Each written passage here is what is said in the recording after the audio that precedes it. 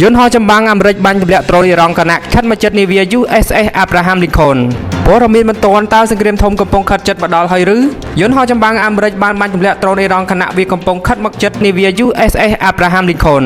ស្ថានភាពនេះកំពុងធ្វើឲ្យពិភពលោកចាប់ផ្ដើមព្រួយបារម្ភតើមានអ្វីកើតឡើងពិតប្រាកដហើយអ្វីដ្រូនមួយគ្រឿងអាចធ្វើឲ្យស្ថានភាពយោធាខ្លាចជារឿងគ្រោះថ្នាក់បែបនេះសូមស្ដាប់រហូតដល់ចប់តាមការបញ្ជាក់ពីមន្ត្រីយោធាដ្រូនមួយគ្រឿងដែលត្រូវបានវាយតម្លៃថាពាក់ព័ន្ធទៅនឹងប្រទេសអ៊ីរ៉ង់បានហោះចូលមកជិតតំបន់ប្រតិបត្តិការរបស់កងទ័ពជើងទឹកអាមេរិកនៅពេលនោះនាវាផ្ទុកយន្តហោះ USS Abraham Lincoln កំពុងបំពេញភារកិច្ចនៅក្នុងតំបន់សមុទ្រដែលមានភាពងាយរងគ្រោះខ្លាំងកងទ័ពអាមេរិកបានចេញសញ្ញាព្រមានសុវត្ថិភាពតាមនីតិវិធីយោធាប៉ុន្តែដ្រូននោះមិនបានបង្ហាញការឆ្លើយតបច្បាស់លាស់ឡើយបន្ទាប់ពីវាបានខិតមកជិតយន្តហោះចម្បាំងអាមេរិកបានទទួលបទបញ្ជាឲ្យធ្វើសកម្មភាពភ្លាម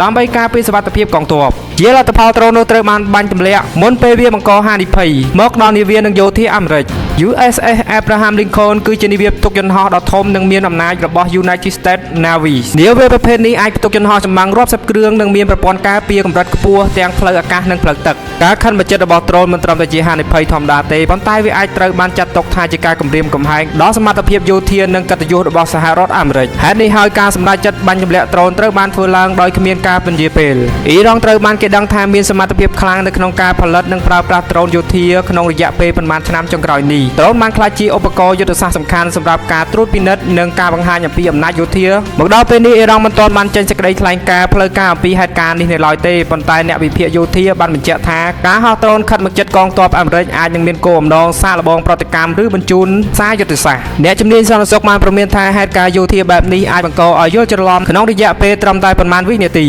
ការបាញ់ទម្លាក់ដ្រូនអាចត្រូវបានមើលឃើញថាជាសកម្មភាពការពារខ្លួនប៉ុន្តែភាគីម្ខាងទៀតអាចយល់ថាជាការប្រយុទ្ធមុខផ្ទាល់នៅតំបន់មជ្ឈមបូព៌ាដែលមានភាពតានតឹងខ្លាំងស្រាប់ហេតុការណ៍តូចមួយអាចបំលែងទៅជាចំនួនធំបានយ៉ាងឆាប់រហ័សពីហេតុការណ៍នេះអាចមើលឃើញថាភាគីទាំងពីរកំពុងប្រើសញ្ញាយោធាដើម្បីបង្ហាញអំណាចសហរដ្ឋអាមេរិកចង់បញ្ជាក់ថាខ្លួនមិនអនុញ្ញាតឲ្យមានការគំរាមកំហែងចំពោះកងទ័ពរបស់ខ្លួនឡើយគណៈអ៊ីរ៉ង់ចង់បង្ហាញថាខ្លួនមិនអន់ថយនៅក្នុងការប្រយុទ្ធផ្ទាល់មុខនឹងមហាអំណាចធំៗដែរសំណួរធំមួយដែលពិភពលោកកំពុងសួរគឺភាគីទាំងពីរអាចគ្រប់គ្រងស្ថានភាពនេះដោយគ្មានការផ្ទុះចំនួនធំៗបានដែរឬទេហេតុការណ៍បាញ់ទម្លាក់ដ្រូននេះអាចជារឿងតូចមួយនៅក្នុងសមុទ្រធំប៉ុន្តែវាបានបញ្ជូនសារដ៏ធ្ងន់ធ្ងរទៅកាន់ពិភពលោកទាំងមូលស្ថានភាពយោធានៅក្នុងតំបន់មជ្ឈមបូព៌ានៅតែតានតឹងនិងគួរឲ្យព្រួយបារម្ភតើប្រិយមិត្តចង់ទទួលបានព័ត៌មានជ្រាលជ្រៅបែបនេះជារៀងរាល់ថ្ងៃដែរទេសូមជួយ like និង share និង subscribe channel របស់យើងសូមអរគុណ